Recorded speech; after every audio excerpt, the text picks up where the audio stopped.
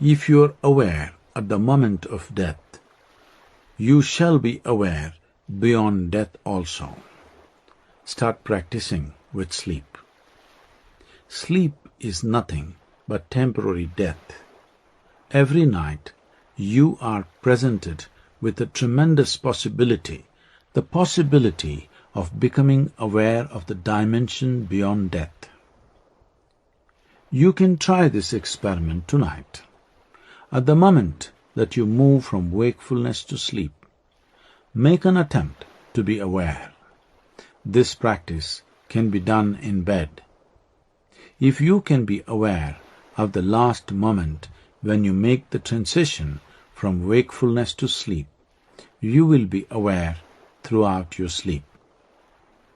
You will see it is a lot of work. So here is another thing you can do. If you are used to waking up to an alarm, substitute it with a sound, a tune or a chant that reminds you of your awareness. You can easily train yourself to make this association. It can become an alarm for your awareness.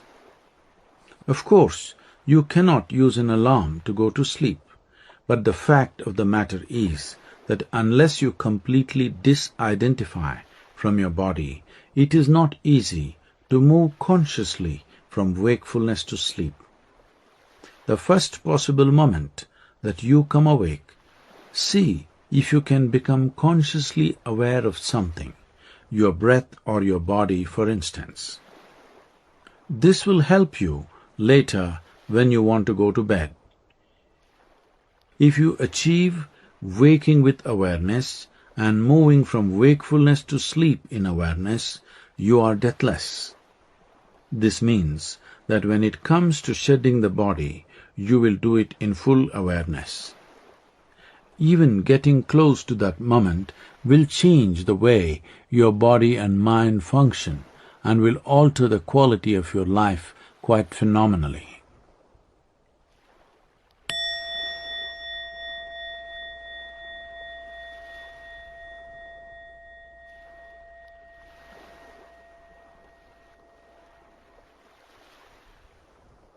Knowing without thought. Have you ever watched a beehive closely? It doesn't matter where you have studied the most advanced level of engineering, there is still something to learn from a beehive. What a fabulous feat of engineering it is! It is truly the best apartment complex you could imagine, exquisitely designed and structured and amazingly resilient. In no kind of weather have you ever seen a beehive falling off a tree, have you?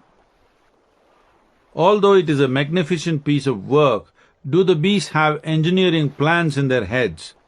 No. The plans are in their bodies. They know exactly what to do because of a blueprint in their systems.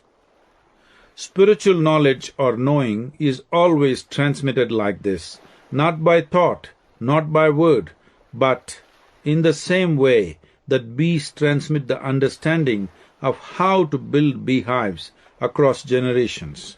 Once this knowing is transmitted or downloaded, as it were, everything that you need to know is right within you. When you download a certain type of software onto your computer, you don't have to understand how all of it works. You don't have to read every word that is written in the software. You press one key and it produces a result, another key, another result. Suddenly you have a different kind of phenomena. I make a distinction between knowledge and knowing. Knowledge is essentially accumulated information.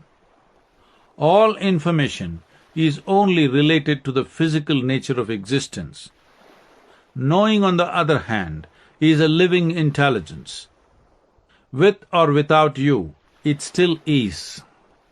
You're either in it or you're not. That is the only choice you have. There is an intrinsic intelligence within you, as we have seen earlier, is capable of transforming a piece of bread into a human being. The most sophisticated machine, including the brain, was created by this intrinsic intelligence. Right now, you are still trying to use a limited section of your brain, and you still think that is intelligence. No, there is something within you that can create an entire human brain in all its magnificent complexity and capability. That something functions in an altogether different way.